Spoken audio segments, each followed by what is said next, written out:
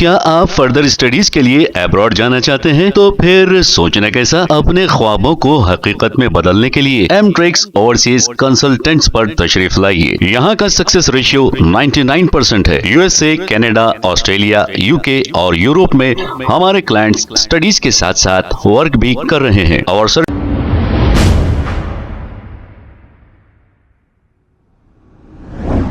अस्सलाम वालेकुम नाज़रीन, 7H न्यूज़ में आपका इस्तकबाल है।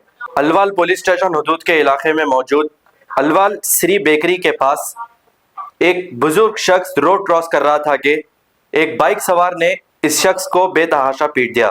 तफसीलात के मुताबिक 65 साला अंजनेलू नामी एक शख्स रोड क्रॉस कर रहा था कि तभी एक बाइक सवार इनके सामने से तेज रफ्तारी से गया। जब अंजनेलू ने इस बाइक सवार को गाड़ी धीरे चलाने के लिए कहा तो बाइक सवार ने अपनी बाइक रोककर इस बुजुर्ग शख्स की पिटाई करना शुरू कर दिया। इस बुजुर्ग शख्स को सर पर गहरे जख्म आने की वजह से इसे फौरी इलाज के लिए हॉस्पिटल मुंतकिल किया गया, जहां इलाज के दौरान ये 65 साला अंजनेलू नामी बुजुर्ग शख्स की मौत वाक़ई हो गई और ये सारा वाक़या CCTV कैमरे में कैद हो गया है।